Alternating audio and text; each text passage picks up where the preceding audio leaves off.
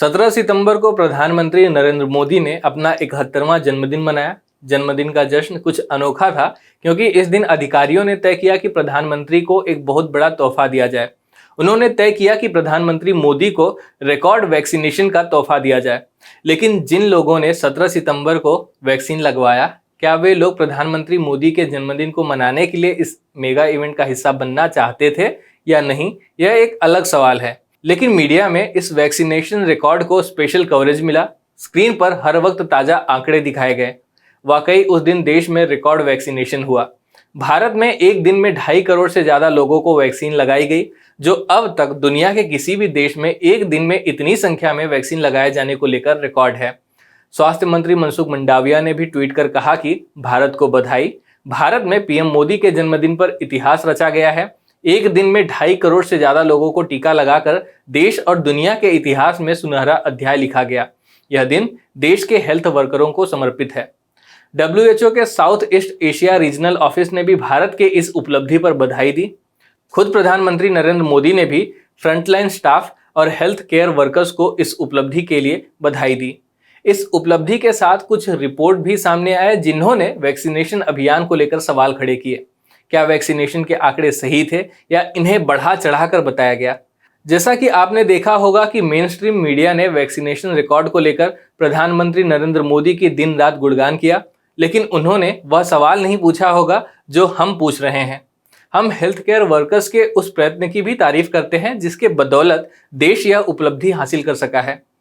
हम उन उदाहरणों के बारे में भी निष्पक्ष रूप से बात करना चाहते हैं जो टीकाकरण अभियान के आंकड़ों पर सवाल उठाते हैं, और मीडिया को यही काम करना भी चाहिए। दुर्भाग्य से आप देखेंगे कि कुछ मीडिया चैनल केवल इसका श्रेय पीएम को दिन रात देते रहे हैं, लेकिन हम ऐसा नहीं कर रहे हैं। हालांकि ऐसा करने के लिए आपके समर्थन की आवश्यकता है। हमें स्वतंत्र रहने में मदद करने के लिए आपके समर्थन की आवश्यकता है। हमें सत्ता में बैठे लोगों से सवाल करने का अधिकार देता है आपका समर्थन। तो हमारा समर्थन करें, हमें सब्सक्राइब करें और उस समुदाय का हिस्सा बने जो सच्ची पत्रकारिता को कायम रखता है। वैक्सीनेशन रिकॉर्ड पर वापस आते हैं। जिस दिन भारत में 2.5 करोड़ से अधिक टीके लगाए गए, उस दिन बिहार वह राज्य बन गया जिसने देश में सबसे अधिक 29.38 लाख कोविड-19 टीकों की खुराक दी। कर्नाटक रात 9:30 बजे तक 27,80,032 कोविड-19 वैक्सीन खुराक देकर दूसरे स्थान पर रहा। वहीं दूसरी ओर मध्य प्रदेश ने भी एक दिन में 27 लाख से अधिक टीकाकरण हासिल किया। हालांकि ऐसी रिपोर्टें सामने आई जो बताती हैं कि बिहार और मध्य प्रदेश में जो आंकड़े बताए गए उनमें और वास्तविकता में बहुत अंतर है। आइए एक एक करके इसके बारे में जानते हैं। एनडीटीवी की एक रिपोर्ट के अनुसार मध्य प्रदेश में जिन लोगों को अपने कोविड शॉट्स नहीं मिले थे उन्हें टीकाकरण प्रमाण पत्र जारी किया गया। उदाहरण के लिए आगर मालवा जिले के निवासी आशुतोष शर्मा को 17 सितंबर को अपने नंबर पर एक टेक्स्ट मिला। उसमें कहा गया कि विद्या शर्मा, यानी जो उनकी मां थी, उनको कोविशील्ड की दूसरी डोज सफलतापूर्वक मिल चुकी है। विद्या शर्मा की 4 महीने पहले कोविड-19 से मौत हो गई थी। उनके बेटे ने सर्टिफिकेट डाउनलोड कर सेव कर लिया। शर्मा ने एनडीटीवी से बातचीत करते हुए कहा कि उनके एक हाथ में अपनी मां की मृत्यु प्रमाण पत्र और दूसरी तरफ टीका प्रमाण पत्र है। उन्होंने कहा कि मुझे लगता है कि आंकड़ा बढ़ाने के लिए अधिकारियों पर बहुत दबाव डाला जा रहा है। एक अन्य घटना में आगर की रहने वाली पिंकी वर्मा को एक मैसेज मिला जिसमें कहा गया था कि उनको दूसरी खुराक मिल चुकी है। उन्हें पहली खुराक 8 जून को मिली थी, दूसरी 7 सितंबर को मिलने वाली थी, लेकिन वह अस्वस्थ थी इसलिए इसे मिस कर दिया। इसके बावजूद उन्हें दूसरी डोज लग जाने का मैसेज मिला। भोपाल की लीला सुतार को टीका की पहली खुराक 25 मार्च को मिली, फिर वह संक्रमित हो गईं और दूसरी खुराक लेने से चूक गईं। फिर भी उन्हें एक मैसेज मिला जिसमें कहा गया था कि उन्हें दूसरी बार सफलतापूर्वक कोविड शॉट दिया जा चुका है। ऐसे मामलों के बारे में पूछे जाने पर सरकार ने जवाब दिया है कि यह एक टाइपो हो सकती है और ऐसे मामले बहुत कम हैं। अब बात करते हैं बिहार की। बिहार में टीकाकरण संख्या को प्रचारित करने का अलग तरीका था।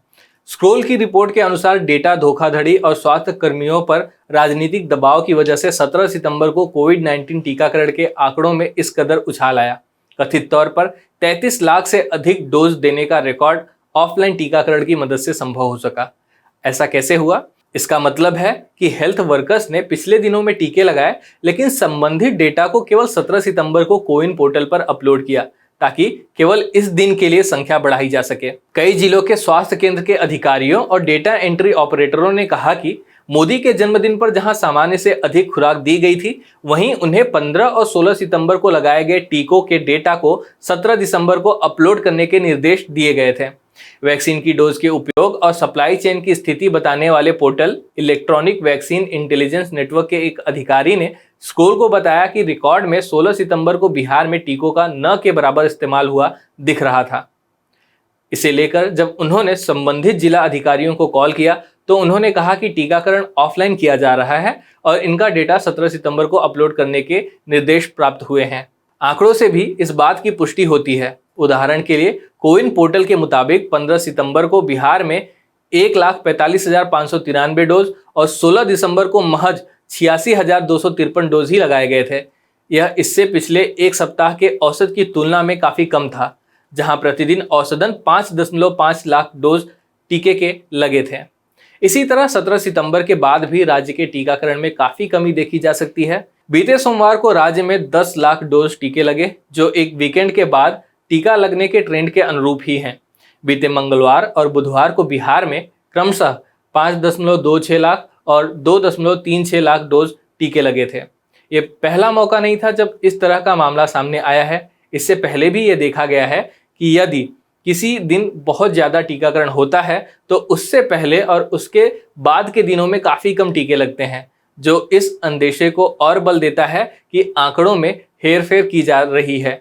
इससे पहले बीते 21 जून को एक दिन में 86 लाख डोज टीके लगाने का रिकॉर्ड बना था। हालांकि बाद में ये पता चला कि भाजपा शासित राज्यों ने इस तारीख से कुछ दिन पहले तक टीकाकरण की रफ्तार राज्य में धीमी कर दी थी, ताकि उस विशेष दिन जो अंतर्राष्ट्रीय योग दिवस था, उस दिन को ज़्यादा टीका लगने का आंकड़ा दिखाया जा सके। दैनिक भास्कर के एक रिपोर्ट में पाया गया कि मध्य प्रदेश में 555 आधार नंबरों पर 2 और 90 आधार नंबरों पर 3-3 लोगों को टीका लगाया गया था। उनमें से कई तो राज्य में मौजूद भी नहीं थे। इससे आंकड़ों में वृद्धि के पीछे सिस्टम की गड़बड़ियां उजागर हुई। तो इन घटनाओं से क्या पता चलता है? इस तरह के इवेंट काम नहीं करते, निरंतरता काम करती है। अब हम सभी जानते हैं कि मोदी सरकार को हर चीज़ों को इवेंट बनाने का कितना शौक है। नमस्ते ट्रम्प, टीका उत्सव, कोरोना भगाने के लिए तालियां थालियां बजाना और दिए जलाना, भव्य आयोजन मोदी सरकार की विशेषता है। तो टीकाकरण भी कोई अपवाद नहीं है। लेकिन इससे ज़मीन पर क्या फ़र्क पड़ता है? ऐसा लगता है कि यह केवल एक ऐसी चीज़ है जो लक्ष्य को पूरा करने के लिए सिस्टम और अधिकारी पर दबाव डालती है। ऐसे लक्ष्यों को पूरा करने के लिए अधिकारी निचले स्तर के कार्यकर्ता फिर रचनात्मक विचारों को खोजने की कोशिश करते हैं, जैसे कि बिहार और मध्य प्रदेश में हुआ। लेकिन एक बार जब यह इवेंट समाप्त हो जाता है तो बुलबुला फट जाता है और सब कुछ पहले जैसा हो जाता है। एक दिन में 2.5 करोड़ लोगों को टीका लगने और फिर आगे के दिनों में टीकाकरण की रफ्तार फिर से धीमी हो जाने से पीएम नरेंद्र मोदी की छवि को तो फायदा मिलता है, लेकिन आम लोगों को इससे कोई लाभ नहीं होता। क्या एक नेता के प्रचार के लिए इस तरीके के इवेंट होने चाहिए? आप क्या सोचते हैं? कमेंट बॉक्स में हमें जरूर लिखें।